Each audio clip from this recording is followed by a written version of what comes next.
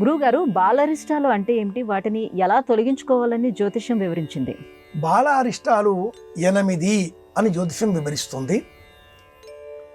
ఈ బాలారిష్టాలకే ఆచార రూపంలో మనవాళ్ళు ఆ ప్రసూతి గృహానికి వెలుపల ఒక ఇనప ముక్క వేయడం, ఒక మేజోళ్ల జత ఉంచడం, ముండ్ల కర్ర ఒకటి ఉంచడం, ఇలాంటివి చేస్తూ ఉంటారు. వేపమండ ఉంచడం, తుమ్మ చెట్టు కొమ్మ ఒకటి ఏర్పాటు చేయడం, ఇవి కూడా చేస్తూ ఉంటారు. ఎందుకు ఇలా ఈ ఏమిటి బాలారిష్టాలు? జ్యోతిషం ఏం చెబుతుంది? ఇది ఆచారం. మరి జ్యోతిషం జాతక చక్రంలో 8వ ఇంట చంద్రుడు బాలారిష్టాలలో ఒకటి. చంద్రాష్టమంచ ధరణీసుత సప్తమంచ, కుజుడు లగ్నానికి 7వ ఇంట, రాహుర్నవంచ రాహు 9వ ఇంట, చంద్రాష్టమంచ ధరణీసుతమంచ రాహుర్నవంచ శని జన్మ గురుస్తృతీయే, అర్కస్తు పంచ బుధ షట్క భృగోశ్చతుర్థే. ఇలా ఉన్నప్పుడు ఆ శిశువుకు ఆయుర్దాయ భంగం. పాఠాంతరంలో భృగోస్తృతీయే అనే ప్రమాణం కూడా ఉంది. శుక్రగ్రహం 3వ ఇంట, గురుగ్రహం 4వ ఇంట.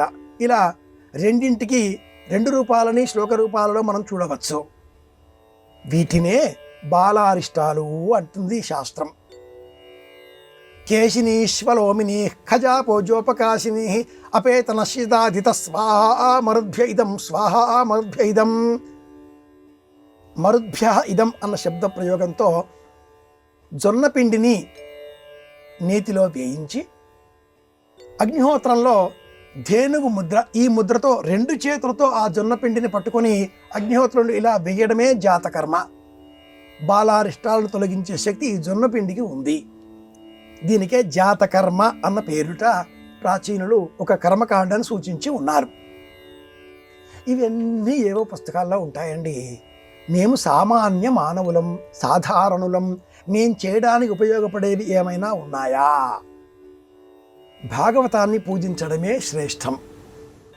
కృష్ణ పరమాత్ముడిని అంతం చేసే నిమిత్తమే కంసుడు పంపించినటువంటి వివిధములైన రాక్షస స్వరూపాలు పూతనాదులతో ఉన్నవి. ఇది బాలారిష్టాలకు ప్రతీక.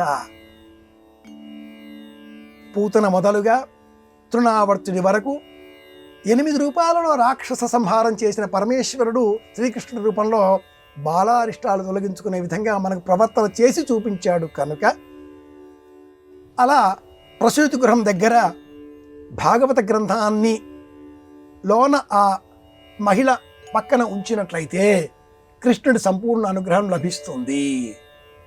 ఆ గదిలో కృష్ణుడి చిత్రపటాన్ని వేలాడదీయాలి. సులభమైన పరిష్కారం. కృష్ణ స్మరణ చెయ్యాలి.